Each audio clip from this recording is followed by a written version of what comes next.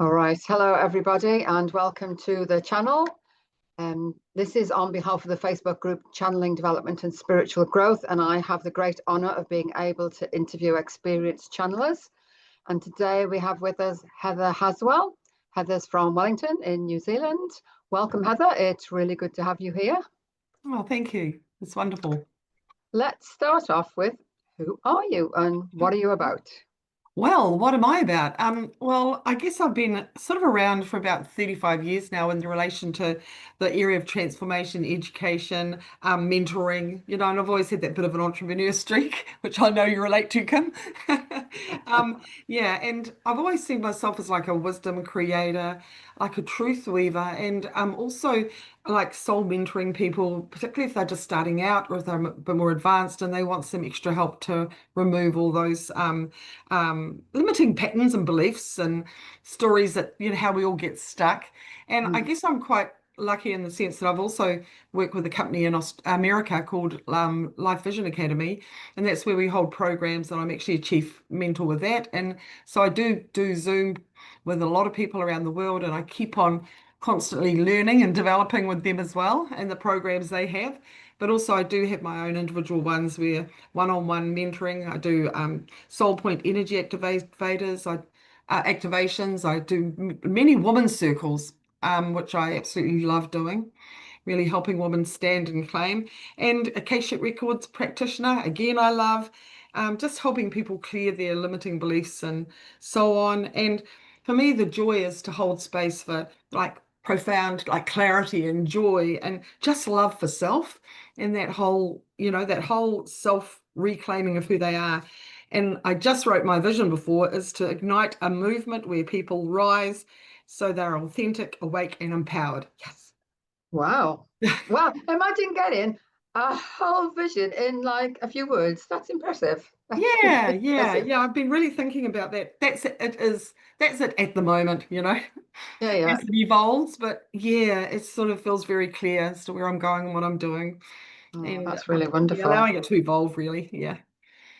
All right. And tell us about channeling. What channeling do you do? Well, mainly I do light language. That's my main form of channeling.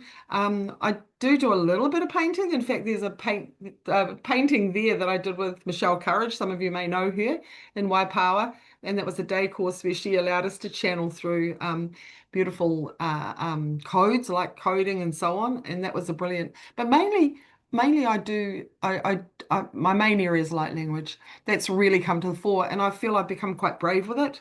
Um, you know.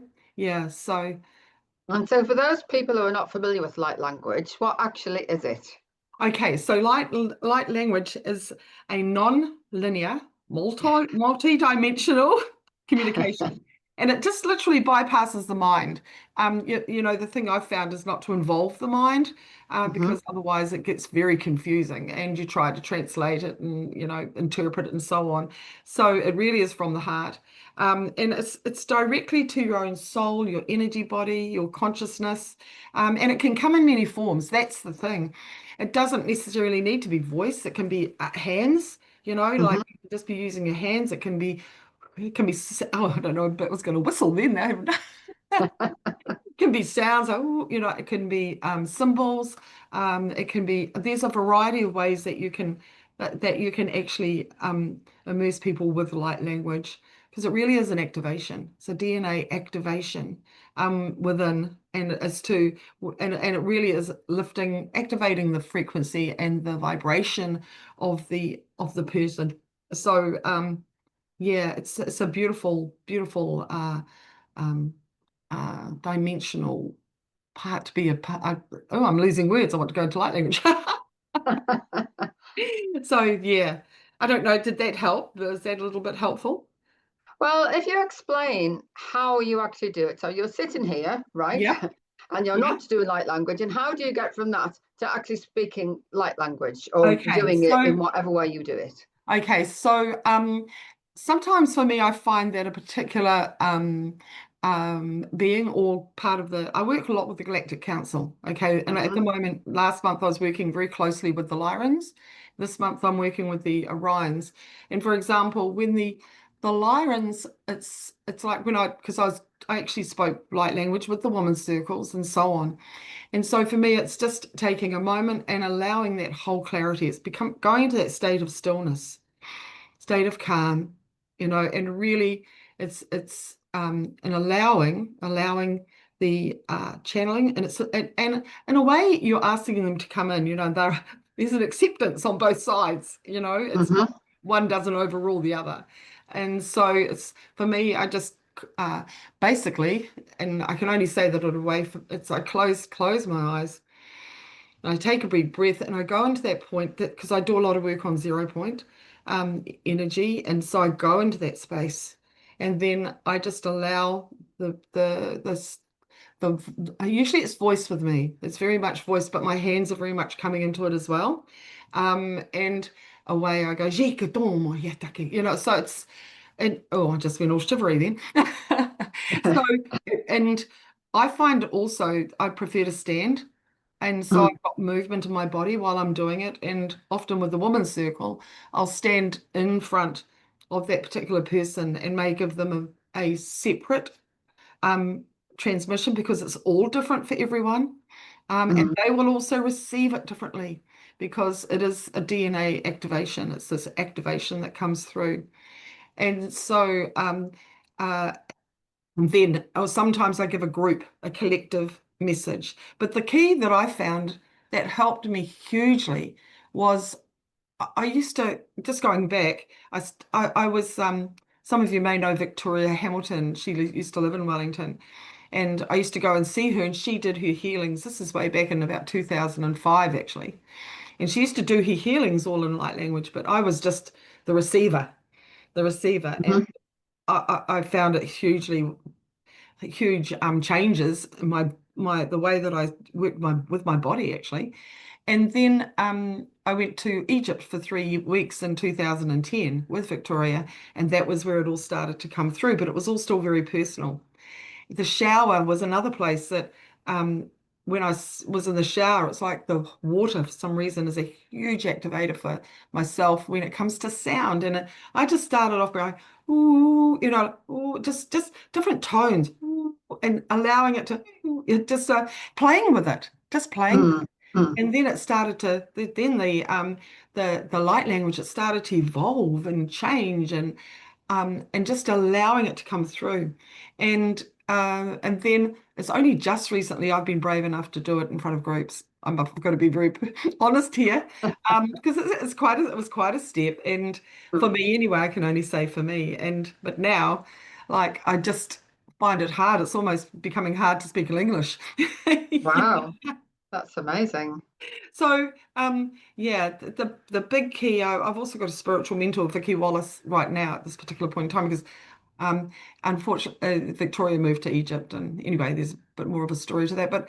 And the thing that she helped me a lot with it because she does a lot of her work in light language as well, and she said the thing that stops people is often through really developing their light language is that they try and interpret it. They think they have Mm. to know the meaning.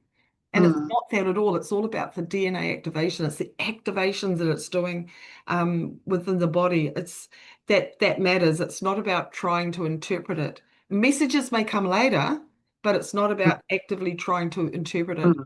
And for some, that absolutely was a game changer for me. As soon as I stopped trying to turn it into English, Yes, into the yes. 3D world, it absolutely just grew exponentially as far as the messages that I was giving. And also it's a real it's internally for the person that's giving, it's huge as well.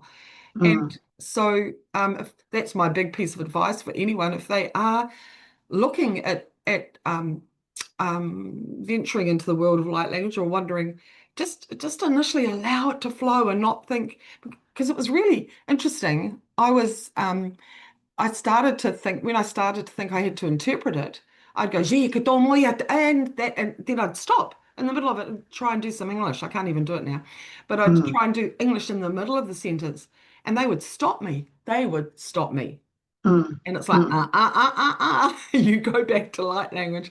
They Mm. wouldn't let me interpret it anyway. No, that's fair. That's fair. That makes Yeah. sense. So anyway, Yeah, yeah.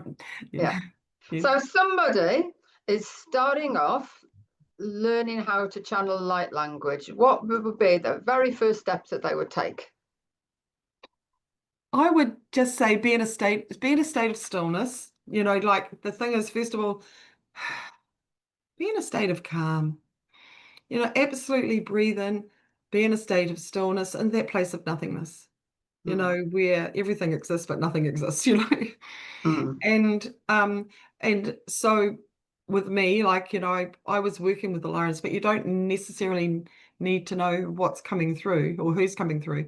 But I actually just started taking that back a step with just toning, like, you know, mm,